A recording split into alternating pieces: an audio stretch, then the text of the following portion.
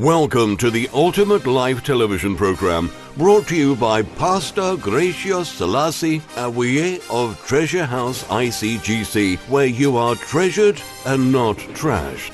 Welcome to the Ultimate Life broadcast. I'm your host, Gracious Selassie Awiye, pastor of ICGC Treasure House. Jesus said in John chapter 10 verse 10, I am come that you might have life and have it more abundantly. My subject today is building unshakable hope.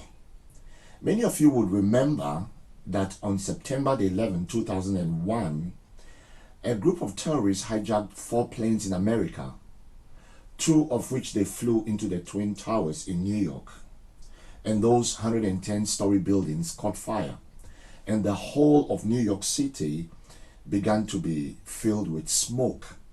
The world watched on TV, and it was as though the city of New York, those people, they felt like their world was falling apart, especially when those 110-story towers burned for 40 minutes and then they collapsed into a heap of smoke and 6 stories of rubble. They must have thought to themselves, their world is falling apart. And rescuers immediately were on the scene.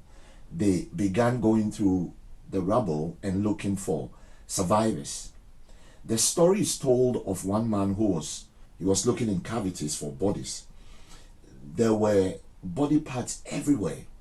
It was a very devastating occurrence. And as he looked down a dark cavity, there were slabs that had fallen on each other, and he was looking for someone. Out of the darkness, a hand came and grabbed his hand, and the person said, "Help me." He managed to remove the rubble and get the person out. They formed a human chain, and they began to carry people out. There were several people down there, and they were incredibly grateful that they found hope under that rubble, when literally their world had fallen apart. You know, when I read that story again, I realized that for many of us, we feel like our world is falling apart sometimes. When you look at circumstances around you, when you listen to the news or you watch the news, Brexit and protests all over the world, the economic situation, you can think like it's falling apart, and people feel like they are buried under emotional, spiritual, financial, marital, political rubble, and they are reaching out going, help me, help me. Can anyone relate to that today? People feel like, man, it's so dark here. Can someone, is there anyone who can help me? I want to tell you today, as you reach out, when you reach out feeling like the world is falling apart, God is there. And He can help us. And He sends people, and He sends hope and brings confidence. We've got to make sure that we understand something. When our world physically or politically or maritally falls apart, most of the time it's an inside job, not a reality on the outside. Even in this situation where everything collapsed, there's something more that's got to take place. Hope is got to rise up in your heart. You can't just look at the physical and say the world is falling apart. I want you to know this morning that your world, my world, is not falling apart. Because seriously, if you feel the world is falling apart, it's an inside job that's happening to you. You know, the discouragement and despair are setting into your life. And discouragement and despair are like illness that you can catch. And you can catch them from other people. You can, and it's something that you can catch repeatedly. And no one is immune to the illness of despair and discouragement. We've got to guard ourselves, because if we feel the world is falling apart, what use are we to God in the earth? And what use are we to other people if we are just as falling apart and buried as them? They are reaching up, and we need to be in the light, saying, here, let me help you, let me give you hope, let me lift your life, and let me rescue you. And it's so easy for us to succumb to discouragement. You know, discouraged people discourage other people. Discouraged people discourage other people. And discouragement is infectious. It kills everything around us. It's like a plague. It's a virus. It will kill your dreams. It will kill your hopes. It will kill your friendships. It will kill your family. It will kill your energy. It will kill your confidence. You know, Howard Hendricks, the author and speaker, said discouragement is the anesthetic that the devil uses on a person just before he reaches in and carves out their heart. Are you being anesthetized by discouragement this morning? Is that what's happening to you? I want to encourage you and help you this morning, because the world is facing some serious challenges, but we have to declare it's not falling apart. A man called John McCormack wrote a book called My Name is Hope. And he said in his book in 2010, the total number of prescriptions written up by doctors for antidepressants in America totaled 253 million.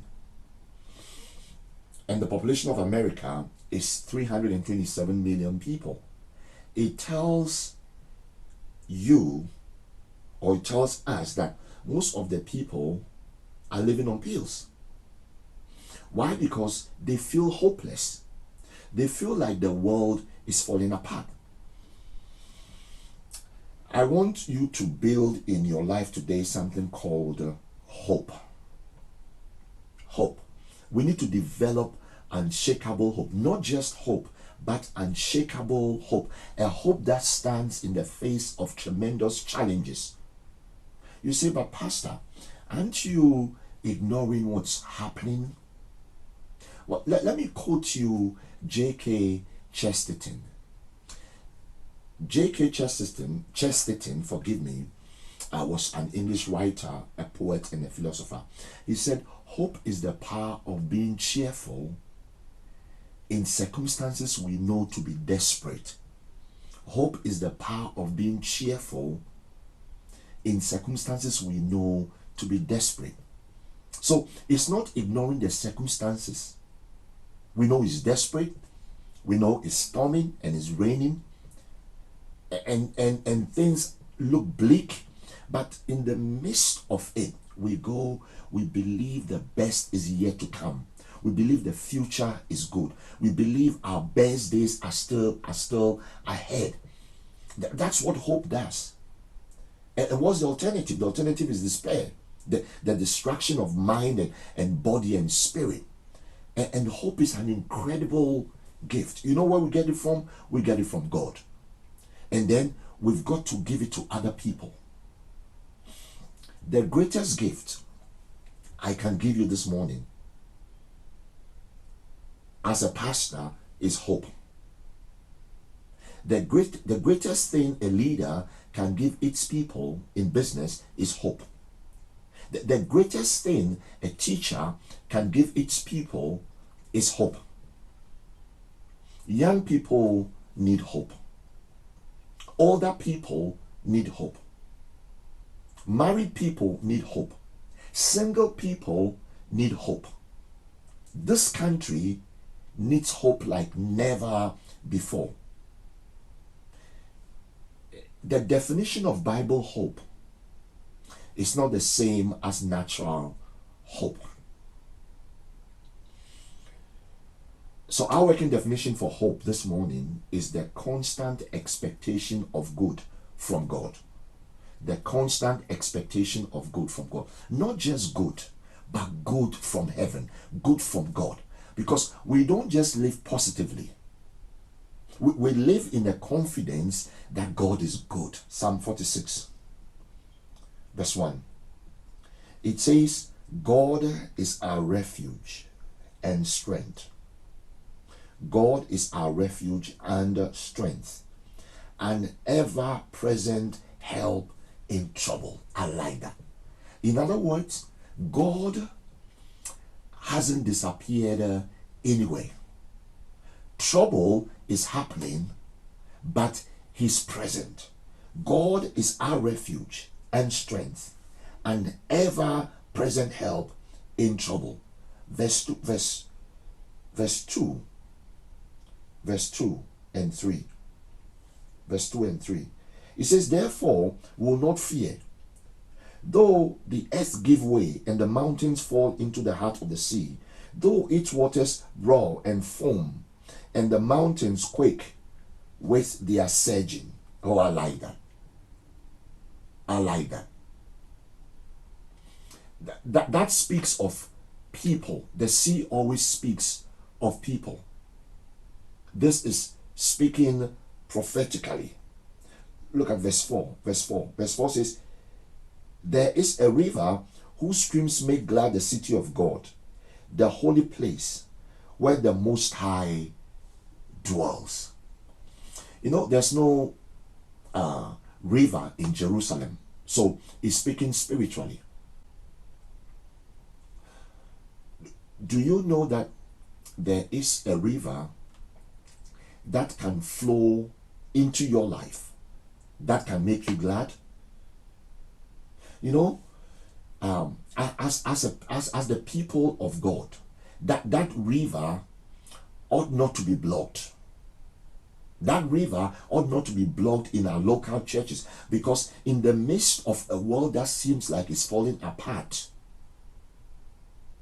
you are a glad person, because you've got a river flowing in you. Verse 5. Verse 5. I'm reading from verse 5 to 7. It says, God is within her. She will not fall. God will help her at break of day. Nations are in uproar. Kingdoms fall. He lifts his voice. The earth melts. The Lord Almighty is with us. The God of Jacob is our fortress. He's an ever-present help. It seems like things are going wrong, but in the midst of it, we are happy. Why? Because God is right there, and He says, hey, don't be fazed. This nation, that nation, this political situation, that economic situation, this bad economy, in the midst of it, I speak. You know, you open the Bible and God speaks. The earth melts. Everything changes. Why? Because hope comes when God speaks. Hope comes when God speaks.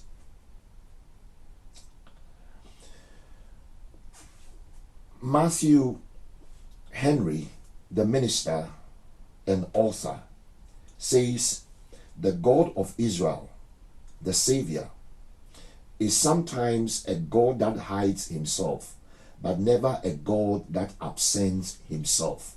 I'll read that again. The God of Israel is the Savior. Is sometimes a God that hides himself, but never a God that absents himself. Sometimes in the dark, but never at a distance. So, God is in the midst of all that stuff that's going on in the world. The world isn't falling apart. Why? Because God is there. and God speaks, and God provides for us to be stable. And we've got to be filled with hope, because everybody needs hope. Business people need hope in this bad economy. People living in this country need hope in the midst of turmoil and uncertainty. We all need hope. No matter where you stand politically, we need hope. We need to believe that the future will be good. God hasn't left the United Kingdom. He's here. He's an ever-present help, and He's providing a river. And we've got to hope. We've got to hope. Listen, if we've got hope, we can live. Someone put it like this. They said, we can live for 40 days without food, 3 days without water, 8 minutes without air, but not a single second without hope. We can live 40 days without food, 3 days without water, 8 minutes without air, but not a single second without hope. With hope, defeat starts to look like victory. Impossibility starts to look like possibility. Hope colors everything. The way you see life is colored by hope.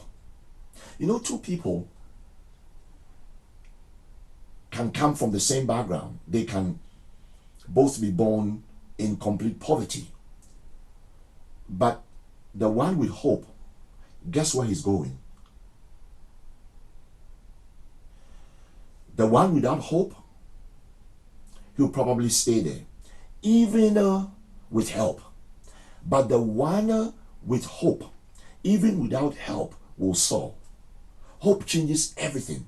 I don't know about you, but watching the news doesn't inspire hope. Listening to the radio or reading the news online doesn't inspire hope. And be careful you don't build your life on the opinion of journalists, because they know what's wrong with the country and they only know how to fix it. They should run for parliament. Let me give you 6 things hope does for us. And what you need to do is to make a note of this, and maybe make a mark near them and write beside it, I need this. Number 1, what hope does for us is it releases us from our past. Hope releases us from our past. When you've got hope, you get free from your past. When you've got hope, you get free from your past. You get free from your limitations, from your failures. It promises that you can do better in the future. Even if you failed yesterday, hope says tomorrow you can do better. Even if you failed in sin, you messed up a relationship, you ruined a business, you can look with hope and say, hey, tomorrow can be better. And hope is amazing. It changes everything. You can be in the deepest darkness of a marriage, and hope changes everything. You know, there's a psychologist who was interviewed. He has helped a lot of married couples recover and restore their marriage. And so they sat down with him and they said to him, what is it? Because you, by your own confession, have said you are not a great counselor. You are not great at steering people. So what is it that you do? To quote him, he said this. He said, I just try to get a 10% improvement. I just try to get a 10% improvement. And when that happens, the couples get hope. When someone gets hope, anything is possible. So he's just got to get them to be positive and to start believing that they can make it work. Not 20%, not 50%, just 10%.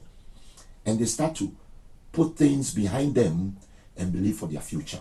The second thing hope does is that it releases us from our present. Hope releases us from our present. If the present is difficult, hope tells you that tomorrow can be better. Hope points to the future. It points to dreams. It points away from pain and anxiety and turmoil. We don't look back. We don't look down. Hope tells us to look up. That's what Joseph did in prison. He didn't look at his past. The past was bad. His brothers betrayed him. He didn't look at his present in prison. He looks forward to what he dreamed would unfold. And that's what hope does. Hope says, my days will be better. God is got better things in mind for me. I might be broke now, but I'll have provision later. My relationship is in trouble now, but we can get it back on track. Let me give you one truth. Hope is being able to see light despite all the darkness around us. Hope is being able to see light despite all the darkness around us. It's not that we can't see the darkness or we don't believe that there's trouble, but we just believe. We just believe. We have hope in God that the future is better. And we don't rely on the present because our world today is not a world you can depend on. Come with me to the book of 1 Timothy chapter 6. 1 Timothy chapter 6. And I'm reading from verse 17. 1 Timothy chapter 6 verse 17. It says, command those who are rich in this present world not to be arrogant, nor to put their hope in wealth, which is so uncertain, but to put their hope in God, who richly provides us with everything for our enjoyment. He says, command those who are rich in this present world not to be arrogant, not to put their hope in wealth, which is so uncertain, but to put their hope in God, who richly provides us with everything for our enjoyment. Who richly provides us with everything for our enjoyment. Why? Because this present world is subject to change. The economy today is not the economy tomorrow. We mustn't put our hope in the present state of affairs, but in our eternal source.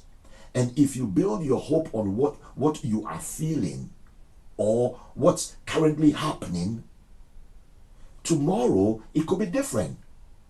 I've seen people that buy a house or a car today and they were living it up and everything was going well, but tomorrow it could shift. Are you going to be down in the dumps?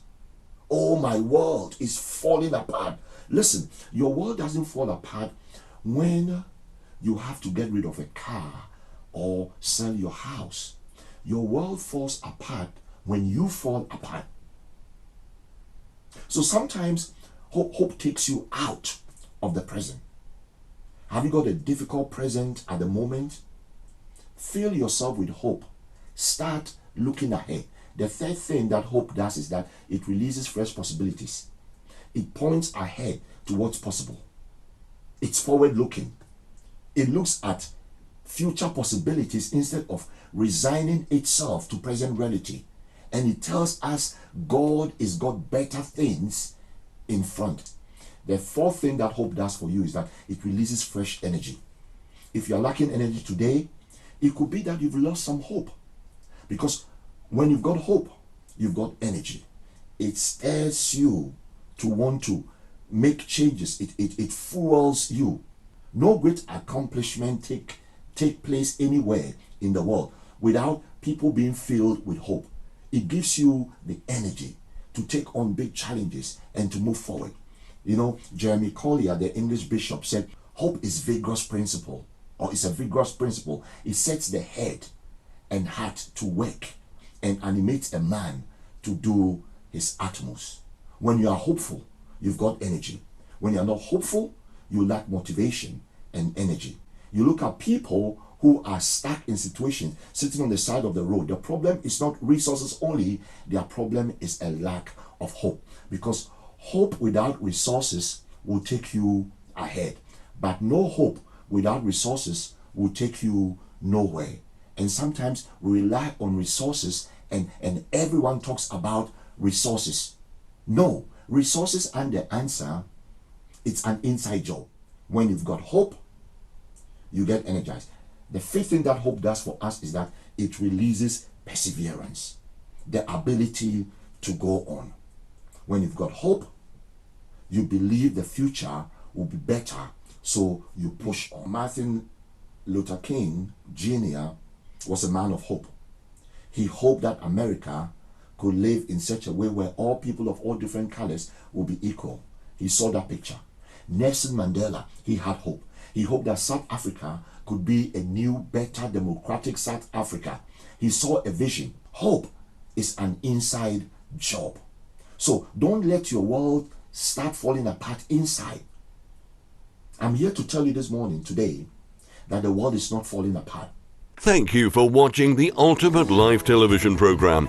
We hope you have been blessed by the teaching. Tune in to our next program on the same channel and the same time next week. You are cordially invited to visit Treasure House ICGC for our Sunday morning church services at the New Horizon Center, South Lodge Avenue, adjacent to the Pollards Hill Library, CR4 1LT. Our service times are as follows: Sunday 10 a.m. to 12:30 p.m. and Wednesday 7:30 to 9:30 p.m. For ministry products and other information, please contact us on 0208 355 3461 or send an email to pastor@treasurehouseiCGC.co.uk. You may also visit our website www.treasurehouseiCGC.co.uk. You can also download our ministry app, Gracious Awie, to listen to Pastor Gray's messages from the Apple Store or Google Play Store. May God richly bless you.